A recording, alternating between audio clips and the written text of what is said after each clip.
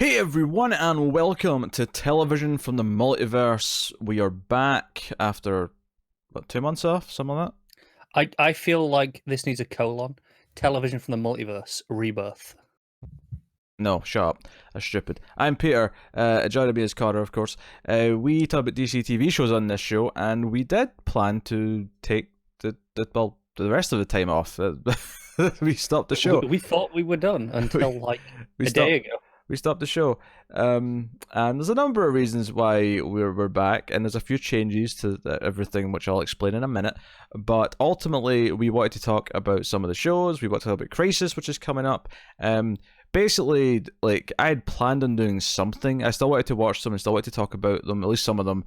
And bizarrely, Connor had already watched Supergirl and then mentioned he was getting drunk to watch not Arrow, that's next week, Flash. And I thought, well, we're both watching them anyway. What was going on?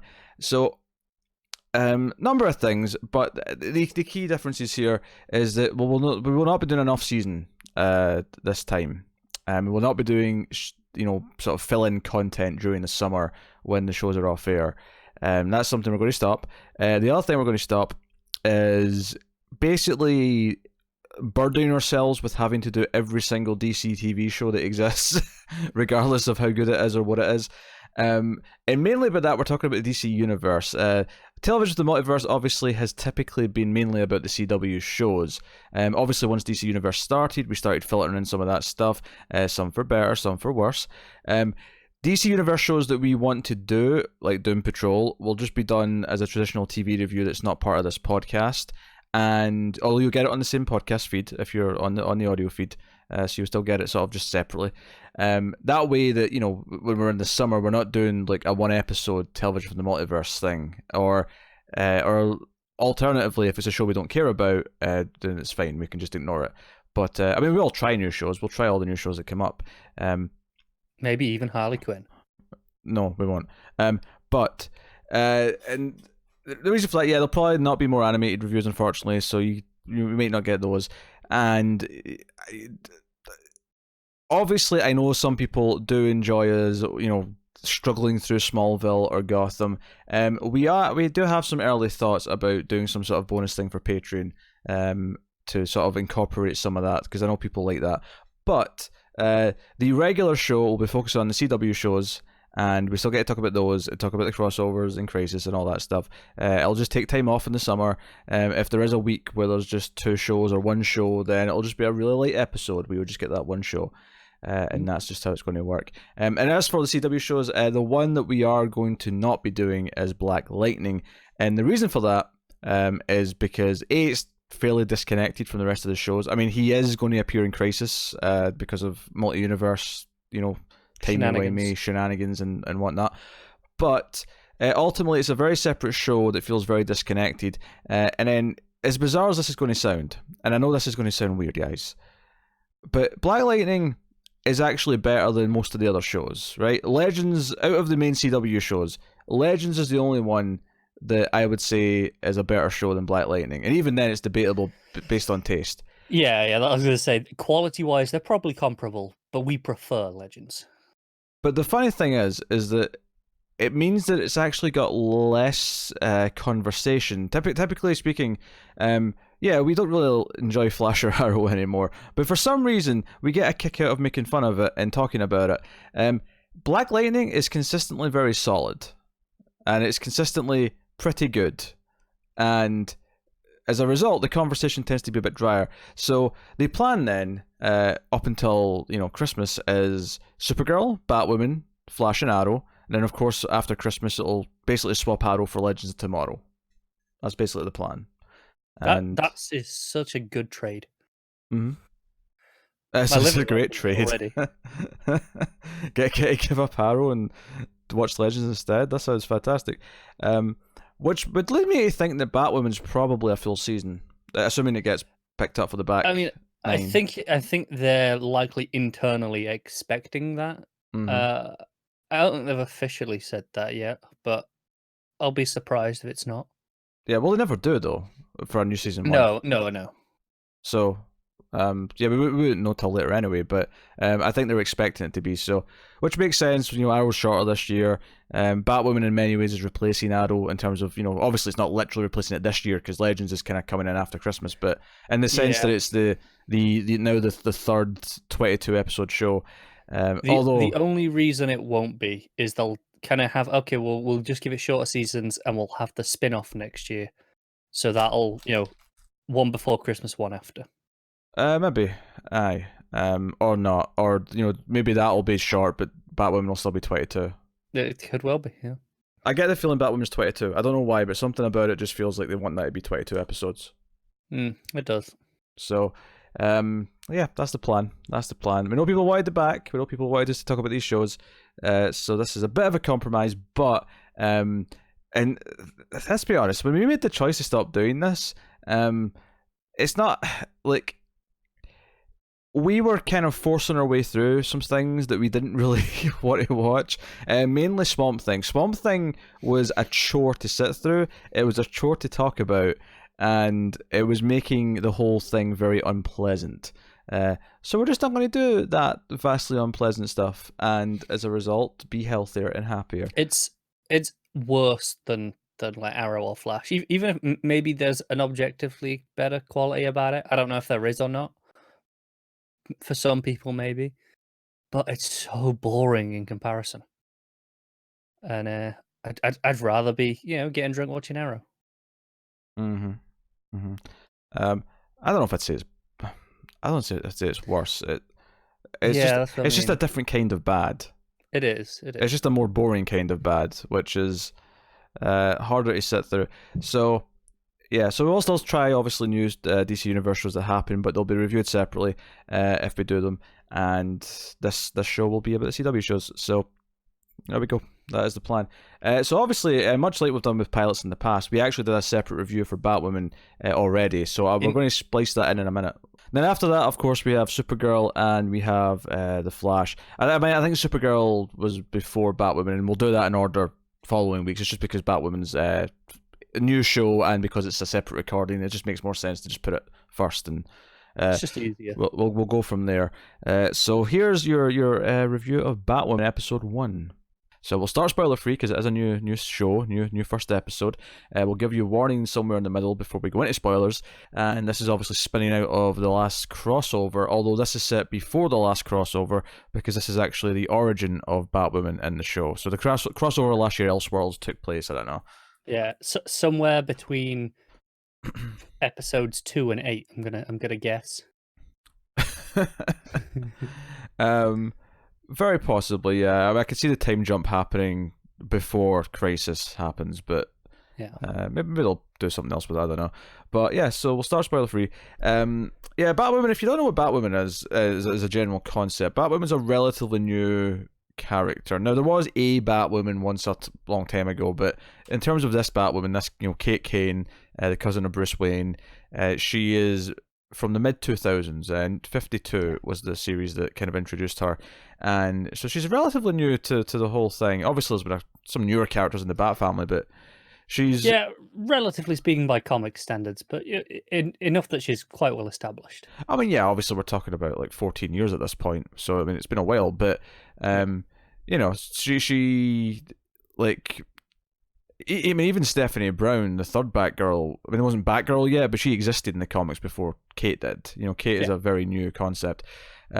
So she obviously becomes Batwoman. It's very different in the comics because she doesn't replace Batman in the comics, because the TV show, Batman's missing. He's been missing for a few years, and she kind of comes in because of a pardon the word, crisis that's happening, and kind of suits up to save an old friend. And that's kind of the gist of why she starts doing what she's doing. I mean, I suppose technically Batman was missing in 52 at the time, but yeah, I don't know. I guess it's just because after 52 she's been operating in the same world as Batman the entire time, so I've never really thought of it. So, yeah, there was 1 year where she was on her own, and then the remaining 12 or 13 years, however long it's been she's just there with Batman. It's fine. Yeah, and she's kind of opposed Batman in her style and like how she operates and things like that. And in the comics, she's led by her military father, who kind of is her like badass version of Alfred, who is calling the shots and is kind of very, very different to the character in the show. Honestly, Jacob Kane in this TV show is very different to. He's closer to what Jacob Kane is now in the comics at this point of Batman's career, but he's closer, but he's not there. He's not. He's not. He's not. I don't think he doesn't even resemble Jacob Kane to me, which isn't necessarily closer in the sense that he's significantly more antagonistic towards his daughter. Would you describe him as antagonistic in this episode? I mean, in the sense that, he's not on her side, giving her all the shots. He's a bit more awkward. He's kind of holding her back a bit. Come on, in the comics, he flat out gets her kidnapped and shit at various points, so she can't interfere. Like this is nothing compared. This is just typical TV dad. I don't want you to be in the dangerous situations. Yeah. That's a weird. No, you're wrong. He's just. They've turned him into typical like understandable TV dad. Where in the comics, Jacob Kane, kind of the point of the character is that he doesn't feel like a dad at all. He feels like he's just training another soldier. He's got a very different attitude. So that's something that's very different from the character's origins. And there's a lot of little differences here or there. But we'll get into those as we talk about it. Yeah, so as we say, she's doing her version of the Batman Begins training montage where she's out in the ice and she's doing some swimming, and it was hard not to think of that portion of that film for this. It was this scene. Very intentional, I think. Very lightly.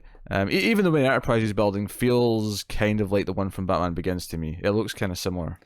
It does. This isn't too surprising, given that Arrow, from its love to feel like the Batman Begins stuff.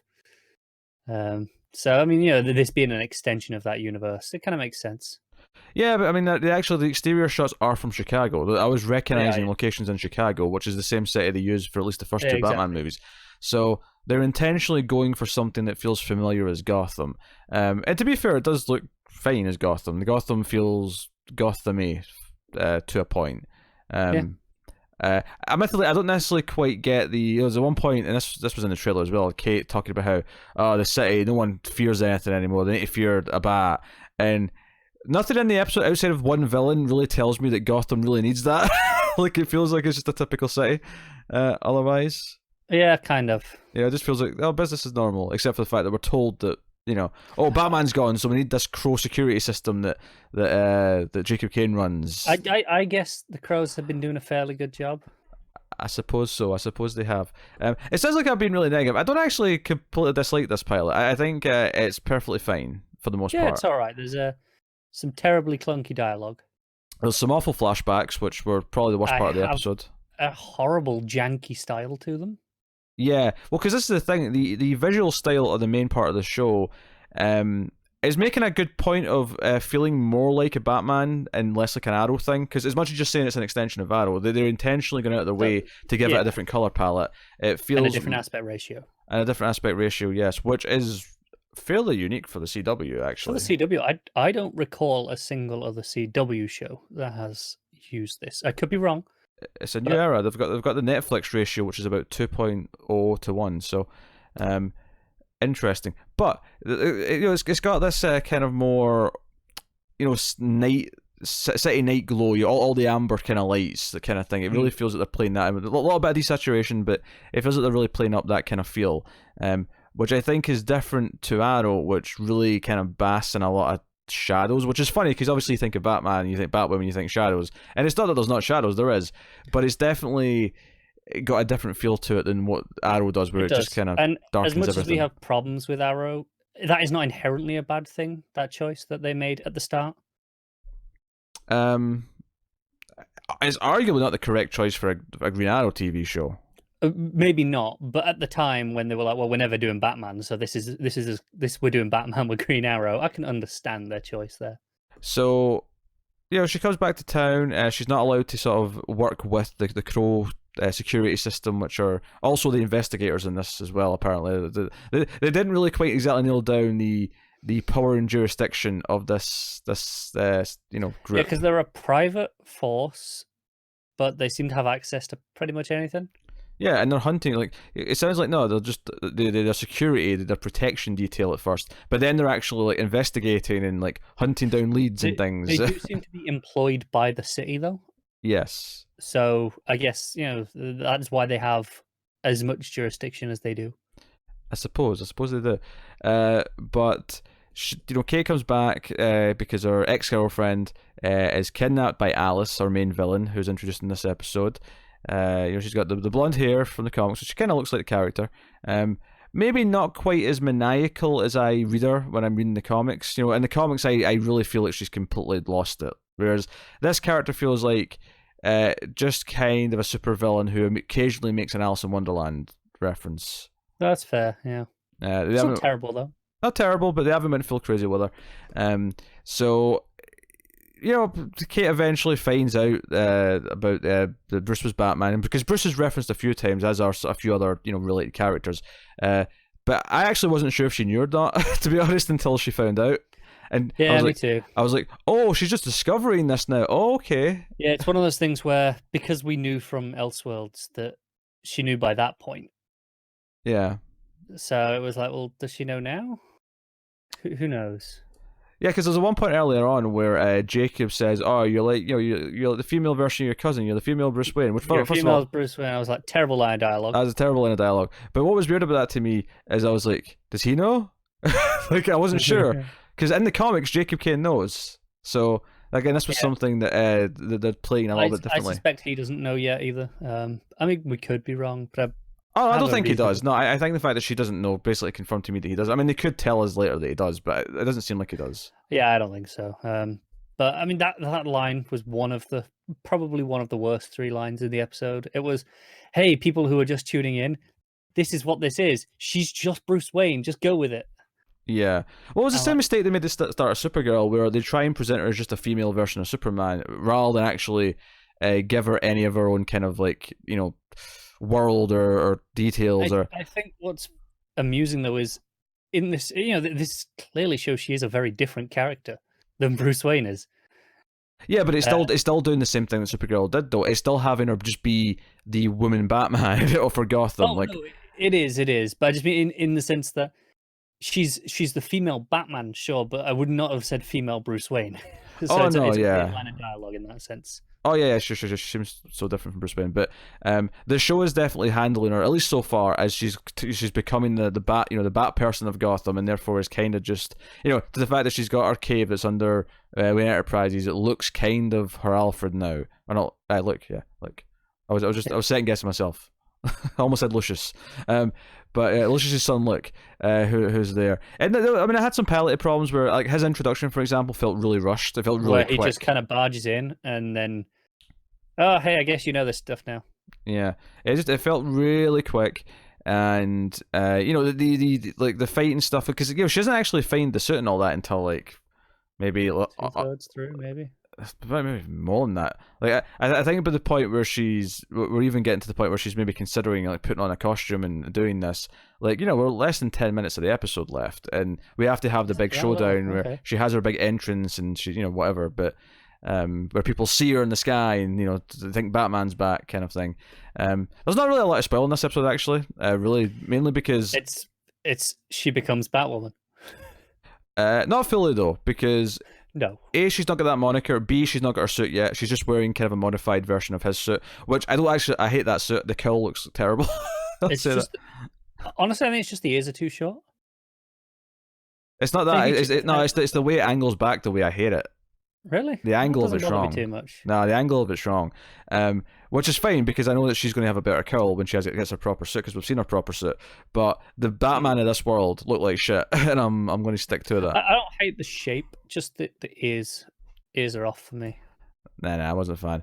But so despite all the things that I've mentioned that don't quite match up, or all the things that feel piloty or whatever, I didn't hate the episode. The episode, whenever, first of all, the music's quite good. Obviously the main theme, which was introduced last year in the crossover, is really good. And what I like is they add the drums and stuff from the start of the episode, but they didn't actually hit that main theme until she's standing in the suit and someone sees her, and it's kind of a big moment. And I like they got all this bouncy synth stuff going on throughout the episode. That was feeling. Yeah, I noticed specifically Alice's theme was quite good.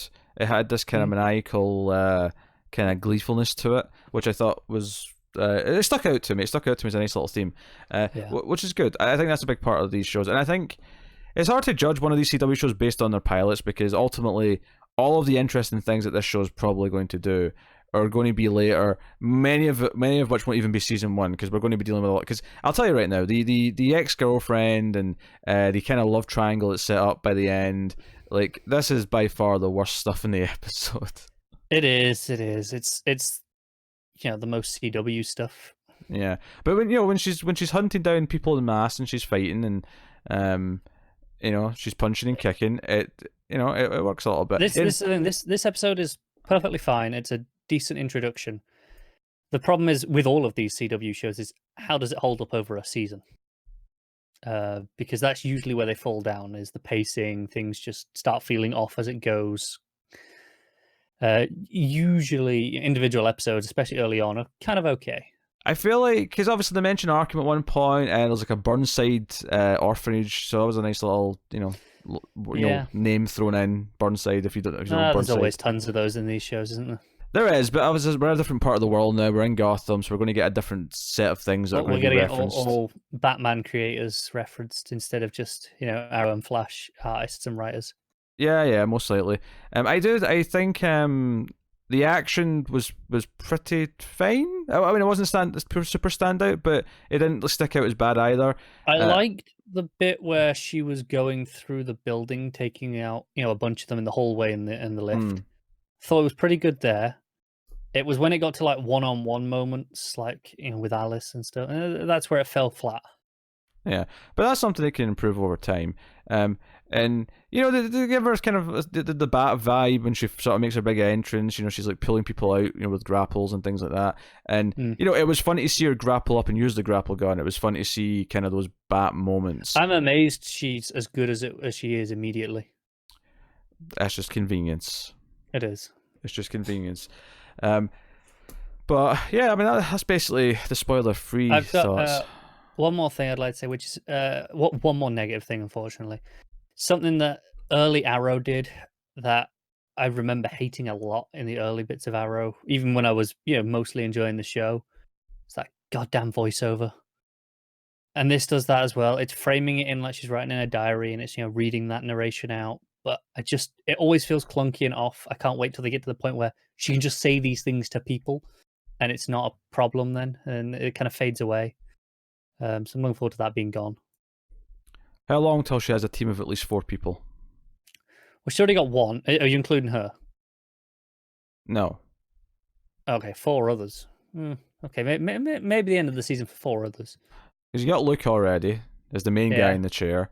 The ex-girlfriend, assuming she doesn't die at some point, will probably end up in on it eventually. You've got the sister. Oh yeah, she's already going to for being patched up. The stepsister specifically, yes. Which is important because she has a real sister who passed away in a car accident. Well, yes. I say a car accident. I don't want to even talk about that before we get to spoilers, because I feel like I'm just going to say things based on the comics, and I can't talk about it without revealing things. But she has a stepsister who I don't remember ever having stepsister or stepmother from the comics. This is a new thing, right? I don't recall it, but I've not read all Batwoman stuff, so I mean, I've not read all of Batwoman stuff, but I've read a decent amount of Batwoman stuff. I read patches. But she's got a stepsister who is a med student who runs an illegal free clinic because she's like a do-gooder, and like fine. I get it. This feels like one of these TV things. She's her Leslie Tompkins. This feels like one of these TV things, though, where it's like, we need someone who she can go to for med stuff, so we're going to make it like a whole thing where it's like a whole separate setting, and she's got this like whole underground operation going. Yeah, but I'm sure it won't be long till she figures out, hey, all these injuries is getting suspicious. Oh, probably. Yeah, she'll probably get in on it fairly quickly. But there's a lot of like TV tropes and TV kind of formula things that are applied to Batwoman. Yeah. And even though technically the flashback stuff, where she's in the military academy or whatever, and her sexuality becomes a problem, it like, even though that's, I mean, I don't remember all the details because it's been a while since I've read that early stuff, but the gist of it is accurate to the comics, and that this did happen in her past. Yeah. But in the show, it's extremely tedious because it has to be super quick because they only have like 2 scenes to really do the whole thing. You've got this ridiculously bright filter over everything. Oh, it looks terrible. Um, and you just have this kind of forced emotion because you have essentially one scene to set up that they're madly in love, and then one scene to kind of completely tear it Oh, apart. it's all gone. Yeah, and there's just no way that you can do that in that time. You know, maybe some of the best writers ever can manage it, but it's a high bar. Usually, it takes a bit of time to establish, that you actually care, not just knowing you should care because of what it is. I mean, you can do it in 2 scenes. You can do it in 2 scenes, but they need to be 2 long scenes that take their time. Oh, sure. I mean, in this specific amount of time that we have here. So, so I'm going to spoiler warning. Full spoilers for the rest of the episode. Should there be any? And I mean, there's one big one at the end, which isn't a spoiler to us because we know it from the comics. But I'm actually kind of glad they did this early, even though it feels clunky to just throw it in the pilot. I'm glad that it's just out the way, and I don't have to lie about it. No, I get that because a part of me is like, well, we can just say it, and I saw a headline last night before I watched this.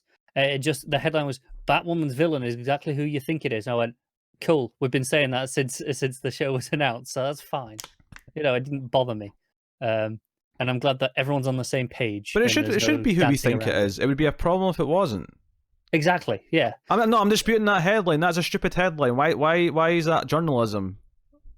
I don't know. It's one of these recap articles. I'm sure. It's the tone of but the tone of that says, oh well, maybe we'd be a bit excited if it was someone else. No, why is that even news? Of course, it's exactly who we think it is because it would be a complete betrayal of what the character is to do anything else. I didn't read it that way. I read it as this is one of those recap headlines that's like, here's the twists, and it gives you a headline like that so that people like us can see that and go, okay, we know what it is, and maybe we'll click on it to get the information if we hadn't already watched the show. Mm-hmm. But it's like, okay, it's to potentially get people who are fans of the comics excited. Well, I mean, basically, we haven't said what it is yet because you derailed us with a stupid headline. Beth, her presumably dead sister, who they make a point of saying they never found the body. In fact, I didn't like that moment where she's like, but Bruce was looking all those years. Why did he never find it? What reason could there be that he never found a body? I'm like, because there's no body. She's alive. You stupid cow. But, I mean, it was a pretty stupid thing anyway. Because I mean, she's in a river, gets washed away. Could have ended up anywhere. It happens. Well, no, logically, but I'm talking about in the context of the scene, the way it's presented. I know, but even as a moment with that dialogue, I hated it on the level of, well, there's a very obvious reason why, beyond the other obvious reason why, that she actually gets to. It bugged me in both ways. But yeah, so Beth, her presumed dead sister, is Alice. And obviously we know more about this from the comics, and I don't want to go into it too much, but the reveal here is, I mean, like I say, it does feel kind of rushed to just throw it in the pilot, but I'm glad that it's just over and done with, because if I was having to talk about 6 episodes of this and Alice is constantly popping up, and it's not until episode 7 where they do the big reveal, oh, Alice is actually Beth. It's one of those things where, assuming you haven't read the comics, and which, let's be honest, the vast majority of people who watch this show will not have. Mm-hmm. I can see that working well for them. Having some time to establish it, and then you pull the rug out from under them. Yeah.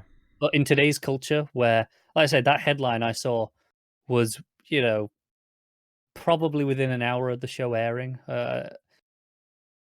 you would never hide it. So you might as well just lean into it and get it out of the way. Yeah. So they reveal that at the end, and that's whatever. And she has her cheesy narration as she writes in the journal, and that's what it is. They introduce that her ex-girlfriend has a husband now, and it's this awkward kind of love triangle moment. And this is the sort of thing that after years of watching these shows, I'm just like, okay, here we go.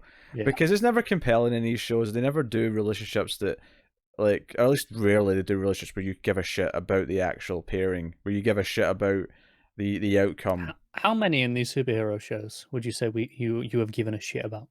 The CW ones. The CW ones?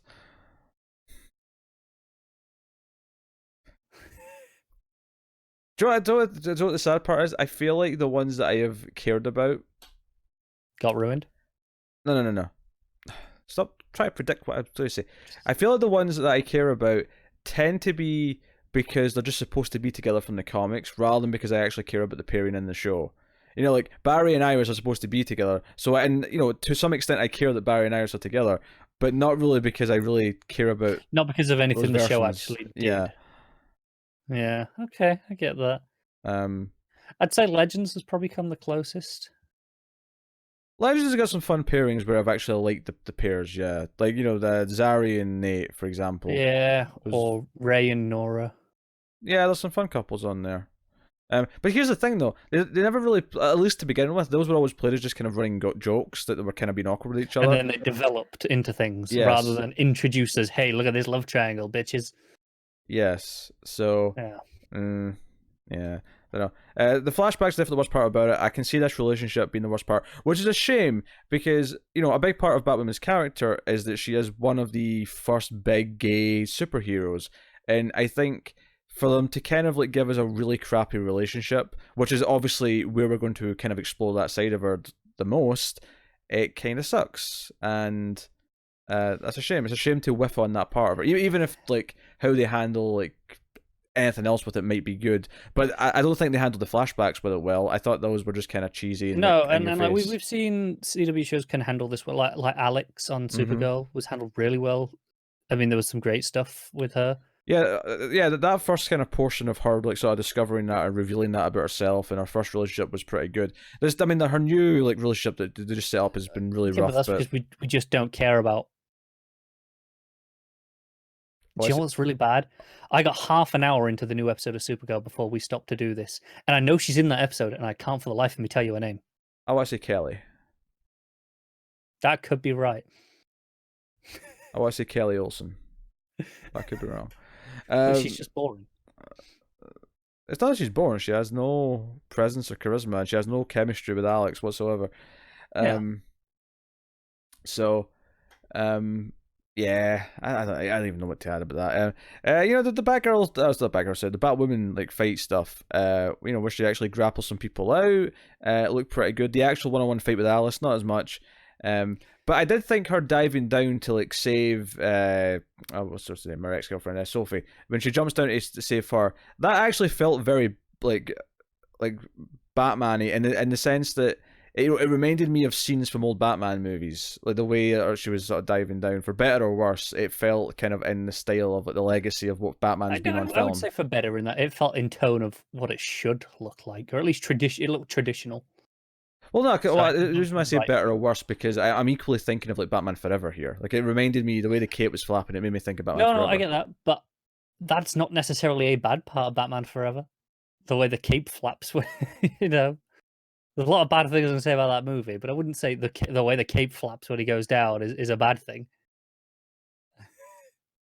That's not what I mean. You're taking it out. No, I know. You're saying, you know, it reminds you of that movie, and that's not necessarily what you want. Well, no. I mean, like the fakeness of it was reminiscent of the way it looked kind of fake when Sure. they were diving in that movie. It had that same kind of like CG kind of effiness to it. Yeah, it's probably a fully CG cape. When she's diving like that, probably, yeah. I like the CG cape when she's just walking around though, because she's it just doesn't. Yeah. It's there. Yeah. I mean, in the action shots though. Because it's the I'm sure it's the same as Supergirl. When she's walking around in the suit, the cape's there. It's real. It is. But in most of the action scenes, it's not because it's easy because he just gets in the way. Yeah, watchable CW show, but that's basically the extent of my praise. It's a watchable. It's another one. It's another one. It's got some good music. Yeah. You know, Ruby Rose has some presence. Some of the more dramatic sort of dialogue scenes, she falters. In fact, there's one scene with her and her dad where they have kind of like a sort of confrontation about like him never going to like, you know, hire her for his team. Where that was maybe like the worst like present day scene because it just again the drama felt very forced. It didn't really feel earned. And it's a very pilot-esque problem. It is, and it's not that her acting is terrible here. It's that the dialogue isn't very good, and we've seen it on, like for example, on Supergirl, where okay, when the acting is good enough, they can salvage even those moments where the writing's not good. Uh, Ruby Rose is good, but I don't think she's quite as good as some of those where she can, turn the terrible writing into something great. All right then. Well, that'll take us back onto the traditional shows. We'll start with Supergirl, which is season 5, episode 1. It is called Event Horizon. So, we got a new sort of businessy villain in this episode. Yes. Andrea, who has bought Catco and is turning it into more of a clickbait tabloid. Oh, yeah, she's obsessed with those clicks. She loves the clicks, which leads to Jimmy quitting. I mean, he's leaving the show, so this feels like the first step towards that. Although I'm sure he's still going to be around for a while, but unfortunately, yes. But so that happens. Kara kind of yells at her at one point. He's like, "No, I will not sacrifice my integrity. You will not rewrite my articles, and you will not blah, blah, blah. I'll fight you every step of the way." Blah blah blah. And whatever. But the main thing for Kara this episode is that she is struggling with telling Lena who she is. From the sounds of it, when Alex asks her if she did it the night before, it sounds like she's been almost doing it for a month and keeps chickening out of it. Yeah. So this episode kind of shows us her kind of build up to that. She's getting a Pulitzer for her article that kind of exposed Lex and helped fix things from the end of last season, and everything's building up. Lena's coming to give a speech based on this, and Kara just gets the nerve, just as Lena's praising her for her honesty, and jumps in and tells her, which of course is a bit of an interesting jab in the sense that Lena, of course, already knows. She found out from Lex in the finale, and Lena's kind of acting full evil in this episode. Yeah, she's gone villain, hasn't she? She's at the start of the episode she's got for some reason there's a big technology kick this season. That's that new businesswoman who's taken over Catco. Yes. So they already were in the same building. They were the floor below, and she is the one that owns that VR tech that Lena is using. Yes. So that's they're all connecting it because of all through her was my point. Yeah. Well, yeah. It's just not like a secret. It's like they show her their VR training rooms and shit later on when she's showing Kelly around. I think that's her name, Jimmy's sister. But for some reason the big tech theme. We've got her using this. She's also got an AI that she's talking to now, Lena. Yeah. We also have everyone using these fake eye things when they're out in public, and everyone's kind of commenting how they're all kind of like zombies and not really paying attention to the world around them. I can sense the themes already starting to simmer through that. But so this is all going on, and then on top of that, even the title screen, when the S comes on the screen, it sort of digitizes into effect. So they're going, they've got a theme this season, which is fine. They're not subtle with it, are they? They could have a theme. It hit me. I almost got whiplash just because of just how we went from obviously the opening scene where Lena's fantasizing, yelling at Supergirl, and then punches her into an explosion, which by the way was pretty funny. Obviously I could tell. There's a point in that scene where you go, "Oh, this isn't real. This is fake. This is a dream or something." And then she's like, "All right, in simulation." I'm like, "Wait, what? We're in VR world?" And then she takes out these little contact lenses, and I'm like, "Oh, that's all. What? Okay." All right. So that's some fancy VR tech. She's talking to her AI, and I'm like, what is happening? She did not have this AI before, right? No, this is new. This is something that's... She says it's been developing, but it's been developing in the last month. Couple of months, yeah. So that's the thing. And there's then when Kara comes to see her, and she almost tells her again because she's called away because of something's going on. T-Rex. We'll get to that in a minute. Lena is being all nice to her, but as soon as Kara leaves the room, her face changes and she's all evil. What gets me though is that, or what I think is the one good part of all this. I don't want to be too harsh on it, but the one thing that I think was almost compelling is the idea that when Kara does actually confess and sort of breaks down and cries and tries to explain why she's hidden it from her, there is that kind of okay, we can play with this because. Does this kind of win Lena over because she is being honest now and she's kind of explained it and it's clearly an emotional thing for her? Is this getting through to her, or is Lena still going to hold a grudge and not give a shit kind of thing? Yeah, and it plays it very ambiguous at first in that immediate scene. She doesn't answer. She leaves to go give the speech. But then when she gives the speech, it sounds very kind of obviously the crowd don't know what she's talking about, but Kara gets it, and it kind of feels like, oh no, she's accepting her, and this is kind of okay. But then when she talks to her AI at the end of the episode, it's like, no, she broke my heart, and I will never forgive her. I will destroy Supergirl, but now she trusts me, and that's even better. It's full evil villain. Do you know what the weird thing is? I'm glad they've finally done this, because it was always going to go this way. But on the other hand, it does feel a bit more two-dimensional than I would like. But that's the thing. They spent so long being like, Lena's a good guy, everyone. And now they're just, over the space of, from the last episode to this one, she just hates Supergirl now. She's evil. That's it. I am all for a slow descent into absolute evil, whatever. But, like, I feel like... something about it just two-dimensional. I mean, she's doing okay in the role. Like, I think, her evil sort of, like, speeches or monologues to her AI, like, all that stuff. Like, yeah, she was good on Merlin as well. Yeah, I mean, it's fine. It's fine.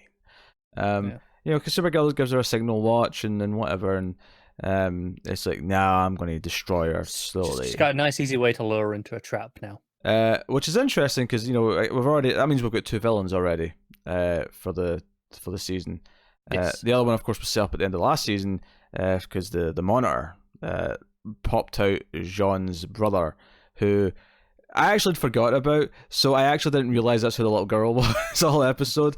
And at the end, when she turned into like a Martian, I'm like, oh yeah, his brother from yeah. I did the same thing. I remember this now. I completely forgot about that. He does turn into a T-Rex at one point, though. T-Rex are cool. And we get T-Rex fighting Supergirl. And can I just say, Supergirl has been through so much in 4 seasons of this show. She's been in so many firefights. She's been in so many, like, big, heavy combat artillery, aliens punching her, and, like, fighting around the cities, going through buildings. And, like, I felt like they made a big deal of her cape getting easily ripped by this T-Rex as if it was nothing. Yeah, I thought that as well. It was really weird. They just really wanted an excuse to get rid of it. Yeah, and we'll talk about the new suit in a second, but I mean, the T-Rex looked okay, actually, for what it was. Like, it wasn't... I mean, the effects on this show consistently look better than the most basic of effects on Flash. For some reason, I don't know why, but yeah, they do. So... yeah, this leads to Brainy, like, I'm going to fix the cape. Because, I mean, there's a funny little moment here where they're talking about how dangerous it is that this whoever this culprit is stole some dark matter from, Kal-El's young baby ship. And he's like, but the real important thing is that Supergirl's cape has been damaged, and everyone looks at him like he's nuts. And he talks about aerodynamics. And again, I thought this was kind of weird. Like, I know I'm sure there's been, like, little references here or there that the capes help with the flying a little bit. I actually think it was in the very first episode, when she was trying the suits. You're right, yeah, I think it was. But here's the thing. Later on, when she's flying with the cape that's ripped, she's literally, like, going around. Like, it's like a small plane where the engines are dying, and it's kind of like spinning around and like sputtering, and like it looks like she's completely losing control. But I'm like, we've seen her fly without a cape. We've seen her fly in just like like episode 1 even. Like she flies into the plane. They're trying to tell us that the damaged cape drags her off worse than no cape, which maybe. But then if that's the case, just get rid of it. Just take it off. Yes, because we've seen her fly without a cape multiple times, and it's been fine. Like she looks just as confident and as steady and graceful. Yes. So this was a hard sell to me. They were really trying to play up like the damage this cape caused. Yeah. And then of course we get the new suit, and I mean I've already talked about the suit to a point on TV news before, but. So yes, if you know my taste in super suits, and you've heard me complain in the past about Superman's cape attaching to his shoulders instead of tucking into the collar, I hate the cape on this new one. I hate how it sticks there. Yeah, I have to assume there's a reason that the production prefers it. Maybe just attaching I don't think so. No, I honestly don't think so. I mean, it's not like the Kingdom Come suit on Brandon Routh's got this stupid cape. No, it doesn't. I'm wondering though, because this is such a regular thing, and and a lot of maybe it gets in the way, and it's on certain shots, so it's easier just to detach it and unclip it and put it back on as you need, rather than with it being tucked, because it is on clips. It's a terrible excuse. I hate it. I hate it. I mean, no, it looks bad. I'm just wondering. I'm at least trying to give them the benefit of the doubt that there's a production reason. It's the same way she's got legs now instead of a skirt. Legs. She's got Um, legs now. She didn't have legs before. yeah, you know what I meant. Like trousers, coverings, whatever you want to be. It's nanotech. Who cares what you want to call it? But again, that's just because she got cold in Canada without having anything on her legs. So they went, fine, we'll give you this. Yeah, I think the skirt looked better, I have to admit. But if you want to give her the trousers, fine. I don't like the extra lines they've added to the like the front of it. Yeah, it's just it feels over designed. Honestly, the Supergirl outfit from before was perfect and was easily the best outfit of any of the shows. Like it was easily the one that was most perfect, fairly accurate comic book outfit that didn't feel cheap. It felt like it was the exact it felt quality good. It needed to be. And like I said, I understand that. Okay, no, for her comfort, you want to change it. Yeah. And I can appreciate that. But this one feels just too over-designed to me. It feels more tacky as a result. But I've got a new complaint because obviously we'd seen the suit before.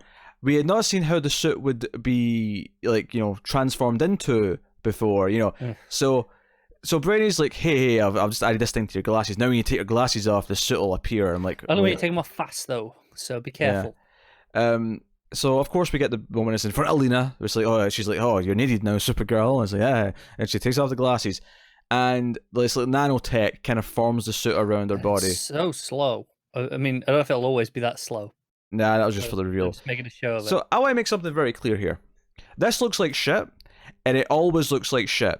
Iron Man's outfit was much better when it all, snapped together and snapped into place and like clicked into place, right? And then Infinity War, they gave him the nano suit and it just wasn't satisfying. It was just CG going over his body. And sure, yes, the mechanical one was also CG, but it didn't feel it because you could feel it clicking, the sound effects of it all. It felt more tactile. Yeah, it felt tactile. It felt cool, all sort of forming around him because it was pieces like clicking into place.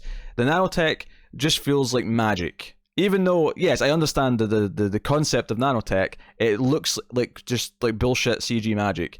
And I don't care what you tell me, the shot of her ripping her shirt open and revealing the S is going to always be a million times better and more iconic than this stupid CG nanotech going up her body. Yeah, they're going to be... So whenever we got that shot before, it was always a great shot. They're going to be replacing it with the close-up of her whipping off the glasses every time, aren't they? That's what we're going to get. Also, why did it change her hairstyle? Yeah. The suit's forming around her hairstyle sort of clasps back and whatever, and then it cuts to Lena, it cuts back to her, and she's in the full suit, and her hair's like completely down, and like, and obviously I said, she quickly just took her thing. I'm like, no. This was like. No, here's the thing. That's fine if she quickly did that. But she was always able to just quickly change into a suit for the past 4 seasons as well. So, there's no problem. It's the way it was cut made it feel like the hair just magically changed along with the suit. It felt very Cinderella. Yes. And I don't know. I'm not a fan of the suit, and I'm not a fan of how it goes on. I don't like any of it. I know we've complained over a few times that she's very hasty with taking those glasses off in front of people. When that's the first thing she does when she goes to get ready into a suit. The glasses off, and a few times we're like, she's taking them off a bit early. Still in the room. She's got to break that habit, otherwise she's getting rumbled. Yeah. But now that Lena knows, every character who has a name knows who she is, so it doesn't really matter anymore. Does Kelly? Okay, maybe Kelly doesn't, but I mean, we got someone who to hide it from then. Yeah. Yeah, we're at the point now where every important character knows who she is, so it doesn't really matter anymore. It's just the red shirts they don't know. So whatever, and she did. Yeah, it's like so. The villain, I forget his name, Jean's brother, got a Phantom Zone projector to release this dangerous villain Midnight that Jean put away a long time ago, and they end up having to fight. It does lead to this kind of big kind of ensemble thing where like all of the costumed heroes in the show. Dreamer, Jean, Martian Manhunter, Guardian, Supergirl, they all kind of line up and kind of like fire their various things at him. Well, except Guardian, who just got his shield up, I think. Who just kind of just stands there, yeah. Yeah, but all the other ones have, I think Jean's doing like a sort of like mental battle thing, and then Supergirl and Guardian are firing their various projectiles. And it's fine. It's whatever. If there's one thing that felt weird to me, actually, is that the actual plot of this Midnight character felt so small compared to the rest of the plots in the episode, that it didn't feel like the focus, which is weird because it is technically the main plot of the episode is this midnight plot. I agree. Yeah, it's weird. I have just a weird point here when they're all fighting.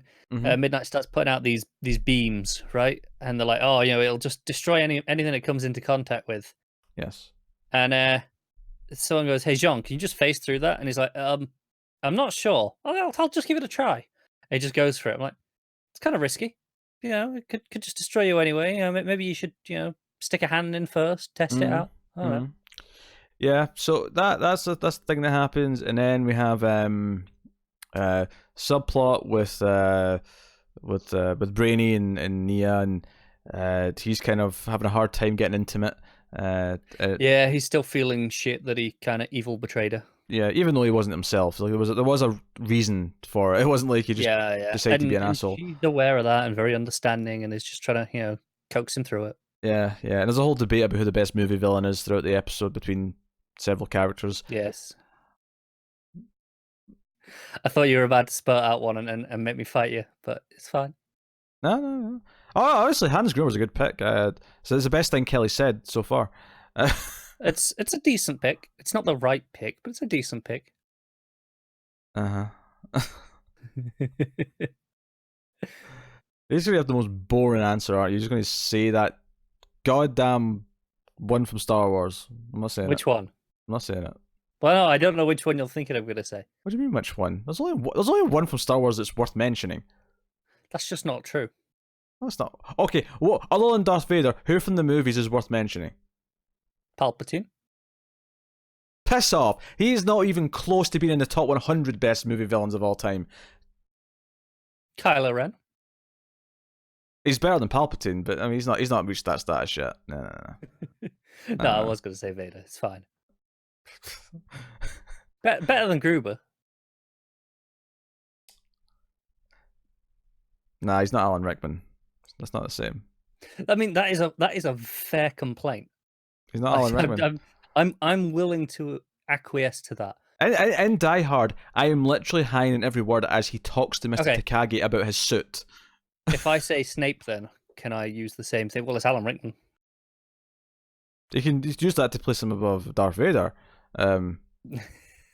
but you ain't gonna fight me on Hans Gruber. Hans Gruber is better than Snape. I might actually agree with that, but that's not the point.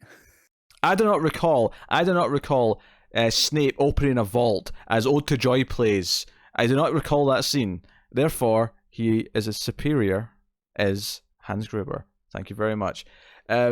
So that is a Supergirl. Obviously, Jean, meets his brother at the end. I do like that this villain we've introduced is actually from the Monitor. It's to do with the Crisis, even if it's not going to tie in heavily until the crossover. I do like that at least the villain comes from that. At least makes it feel a bit more. There's something tangible to link it more than Supergirl has often felt the one separate because of its nature on a different Earth. The fact that we're doing Crisis kind of gets around that a little bit, so it's nice to see it have something going for it. Yeah, Kelly also works for this Andrea person, but she works in the digital VR kind of techie part of the building. Or I don't even know if that's the same building, actually. Is it? Yeah, it is. It's like the floor below.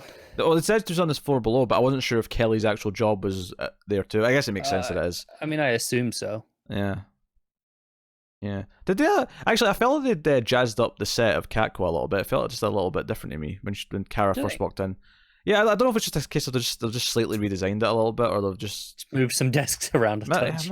Yeah, maybe it was when she first walked in. I felt, is this the usual set? Have they changed things? And I think it was just a different angle than we're used to seeing. And I think it was, I don't know, just like Jimmy's office, for example, felt bigger. I can't say I noticed. I don't know. Maybe I'm because I mean, it had the desk, had the TVs behind it. It felt fairly similar to me, but I mean, I'd have to go back and look at it now. Anyway, let's move on to The Flash. The main event. Season 6, episode... How's it the main event? Shut up. Episode 1. It's called Into the Void. And black holes are appearing around Central City, and turns out to be linked to this guy's brain who turned on a device that when he was trying to contact aliens or some shit. I don't know. I'll be honest. I didn't really follow this part of the plot all that well, and it may be because maybe I wasn't paying as much attention as I should have been, but it all felt a bit it was basically just all this set up so that Cisco could play the Flash Gordon theme, um, as Barry runs into a black hole with a dark matter grenade or something like that. Which was kind of fun, Uh-huh. but I'm amazed it took them this long to do it. Yeah. Barry and Iris are kind of like denying they're upset about Nora's death because we're still going to have Nora in the future, therefore, and the future will be different, so she won't go back in time this time, so she'll just grow up and be fine. But then they realize they're kind of lying to themselves, and Iris like goes to the junkyard to collect her jacket that her dad threw out. So it's a whole thing. Ralph gets back from like a month being a PI, and He's in Opal City, but he's dressed all suave, and it's got some Bond-esque music playing as he comes in. yes, he didn't know that yacht was pronounced yacht. He thought it was yacht. That was quite funny, I'm not gonna lie. So that's okay.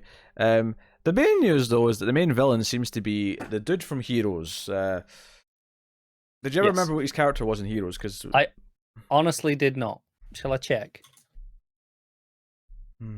Because he was quite a main character in Heroes. He was there for a while. It was giving me horrible flashbacks. I want nothing to do with Heroes. Yeah, he's not great. And Mohinder Suresh. That sounds familiar. Okay, yeah. There you go. Can't remember what his name was in this. It is Dr. Ramsey Rosso. Okay. So he's introduced as someone who knows Caitlin. We start with his mother's funeral, and Caitlin's there. And which she gets an impromptu text to tell her about. That's right, yeah, it's weird. It's like, since when's a funeral a last minute thing? You just like, hey, by the way, there's a funeral on for my mother right now. Do you want to come? I was like, what? But she shows up and he comes over and he's been all, because he's got like a British accent. Does this guy? And I assume he's an English actor. Oh yeah, presumably. Yeah. But I'm pointing that out because he feels like he really wants to be on a theater stage, like every single line of dialogue that he spits out. He absolutely does.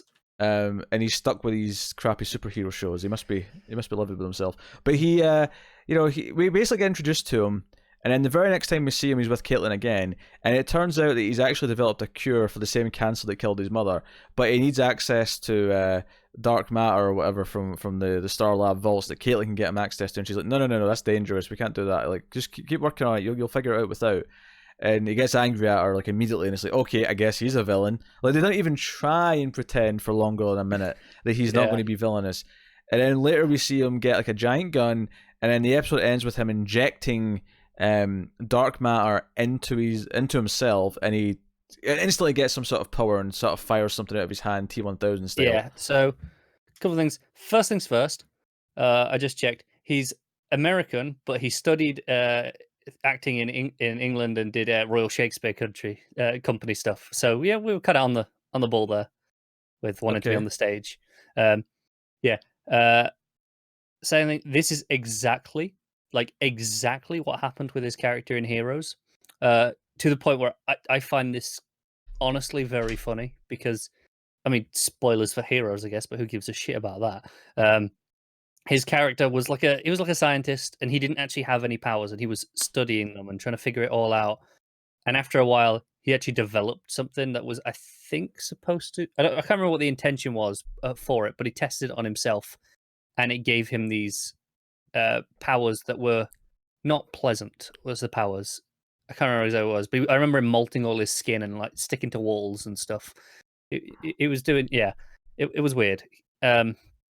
So this is kind of exactly the same here, where he just injects himself with this thing that's not supposed to give him powers. It's designed as a cure for the illness, but oh look, he's got powers, and okay. And we were like, who is this guy? We don't recognize, do you know his name? I saw an article that I just happened to stumble on it on Twitter that told me who this villain is. He is Bloodwork. And if you recall, relatively recent villain, it was an invention in Williamson's current run. It was like that 2-issue arc around the 40s. Yeah, I remember the visuals. In fact, now that you've said that, the name Razmi Rosso actually starting to sound a little bit more familiar. Okay, it still doesn't for me, but I mean that was a couple of years ago now at this point, and Yeah, it was 2 issues. It wasn't super memorable outside of, like, say, the visual of it. Um, so yeah, I guess that's our main villain now, or at least for a bit. Yeah. They're also catching Godspeeds. That's something that happens early on. Barry catches a Godspeed, but it's not the actual, August character. It's like there's a lot, like they've caught like 7 duplicate Godspeeds over the summer or something like that. We Yeah, they found keep out. getting sent there, and they're running around. They have the super speed. He catches them, and and you take off the mask, and it just lets out this kind of digital cry. A modem sound, I think, is the. Yeah, I don't know. It wasn't crackly enough for it to be a modem sound Yeah, for but that me. was the joke Cisco cracked. So I know it was, and I dispute that. Uh, but I mean, I I suppose that's interesting enough. yeah. Anyway, at the end of the episode, the monitor shows up, and we find out that the reason why Nora's message, which deleted at the start of the episode, was a side effect of the monitor doing some timey-wimey shenanigans. But he shows up and explains what we actually already saw at the end of the finale last year, which was that the date for Barry vanishing in a crisis has moved up. It was going to be 2024. It is now moved to December 10th. Sorry? December 10th. I wasn't going to say the exact date. I was going to say December 2019, but fine. No. So he shows up as like, yeah, it's going to be December now. You have your time. You have to prepare. Crisis is coming. So And Barry's in denial. He's like, no. I ain't going anywhere. Again, I like that at least it's already starting to seed the crossover, because I feel like even last year, like the crossover stuff didn't really happen until the crossover. It wasn't like it was actually seeded in the individual shows. It makes it feel a bit more universe-wide, kind of like an actual event. Yeah, important. Now, admittedly, this may be the last of it until the episode before the crossover, for all we know. But it could be. But this is still more than usual. If nothing else, this is on Barry's mind for the rest of the season until we get there. In theory, this should be impacting some of his decisions. I can see him maybe getting a bit more reckless. You know, like Iris was when she thought she couldn't die. He's like, well, I know it's happening there, so maybe he'll be a bit more reckless. Maybe he'll be setting up things if we get to the stage where he accepts that he might have to, sacrifice himself. If he's setting up things for when he's gone. Camille's hanging around now because she's in on everything, and she's at Star Labs with Cisco when he's doing some computer work. I can't believe we missed Barry unmasking for her. I know. But here's the weird thing about all this. So Cisco made a whole thing last season about getting rid of his powers, and we actually assumed, because there was like some rumors that he might be leaving the show, the actor, and I was like, okay, that's kind of makes sense then. Maybe he wants to get rid of his powers, go off with his new girlfriend, and just live a normal life. But he's still here, and he's still the tech guy. He's still the guy who's doing all the science stuff at Star Labs. And what baffles me about this is, like, you're still with the team, you're still in the danger, you just don't have the powers anymore. Like, your life has not changed except the fact that you don't have the extra ability to help yourself. So I guess he's in the field less, but I mean, he could have just made that choice in the first place. He could have. This makes zero sense to me. This is one of these bullshit character decisions that make no sense. This is... It is like he's accomplished nothing. He's still where he was. Nothing has changed. It feels to me in a similar thing to what happened with Wally, in that they were like, we got 2 speedsters, we don't know what to do. Let's get rid of one. This here is like, he's becoming a crutch for us. Let's just get rid of it. It just makes no sense. Like, even his decision to why get rid of his powers came out of nowhere in the first place. It wasn't it built up at all. So everything about this just reeks of a quick, easy band-aid on the script. It's just, let's just quickly write this out. Blah, blah, blah, blah. Correct me if I'm wrong. We've not actually had any official word of him leaving the show. No, there's been nothing. There's been literally nothing. He's here. He's a regular. Yeah. So it's just awful storytelling. As for this episode, it was... It was an episode of The Flash. It had a lot of the things, all the bullshit drama between Barry and Iris. It had all the things that kind of make it kind of annoying. Unfortunately, it had no laughable bad stuff, though. There was no Cicada equivalent. There was no, no Wells, although he's still a regular, so he's going to pop up soon as a new version, no doubt. Good. So always look forward to that. Ralph continues to be a bright spot. Sure, yeah, Ralph is probably he's got another book because Killer Frost wants to live a life, so Caitlin's going to give her time, like, and switch to Killer Frost, so Killer Frost can have something of a life, and Ralph comes in with his Book of Dibney Volume 2 to And he's like, first thing, how about we drop the killer? Yes. So that's the thing. I don't know. Nothing to really rip apart yet. No, it wasn't good. No, but these things tend not to show themselves in the first episode anyway. Yeah, well, if we're at the point now where we're going to be ranking the three, or well, don't rank on this, we pick a favorite, but like, there's only three. I'll rank them. It often ends up as ranking anyway. Yeah, I mean, if I'm ranking between the three episodes from this week, Flash is definitely the low point. It's definitely last, yeah. The sad part is that I don't actually think that anything this week was that great. There was a couple of good moments and a couple of things, but I don't think either Supergirl or Batwoman were that good either. I think Batwoman was probably the best, but it's not so much that it was better. It's new and we're not sick of it yet. It's just new. I liked hearing the music, so that made it kind of exciting. I saw, since we did that, those flashbacks are going to be a regular feature, much like on Arrow. I know. All the stuff at the military academy is sticking around, apparently. But it ended. She left. I thought that as well, but this was an interview with Sophie. Is that her name, the character? Yeah. Who said, "Oh yeah, we're going to see more of that stuff. There's going to be more of that relationship in the school." I'm like, but we saw the end of it already. Like, just move on. Yeah. This was a trio of episodes that were all very much. This is a show on a CW, not ACW. This CW. It is. Yeah. All three of them felt like that. There was not a bright spot of quality here. I mean, I think it's debatable if Supergirl was better than Batwoman. Batwoman was just inherently a bit more interesting because it was new and fresh, and so at least its mistakes were interesting to see. Okay, what mistakes is it going to make? Yeah. And we'll see how it goes, I guess. On the bright side, we have Arrow next week. Let us know what you think of this week's episodes in the comments below. You can like and subscribe and all that stuff. You can get us on the Twitters at mailed_fuzz for channel updates, and if you want to support the show, you can do that over at patreon.com/mailfuzztv, which you can do for as little as $1 per month. Sorry, it's cheaper than that. It's cheaper. It's per month. $1 per month. You should do that more. Look, it's cheap. You're saving loads. See, it could be $4 per month if it was weekly, but it's not. It's only $1 per month. So go and do that if you want to support us. You can also support us by rating the podcast on Apple Podcasts or wherever. Nice 5 stars, lets more people find us, that kind of thing. But otherwise, that is us. So, and of course, check out all the stuff we're doing. It's October. The October-thon's happening. Streams After Midnight, the horror movie podcast that I do with Tim, is doing an episode every single day. So if you like horror movies, go and check out some of that and hear me and Tim rabbit on about horror films and the new Child's Play and the Tall Grass from Netflix and all the other stuff that's coming. So go and have a look-see.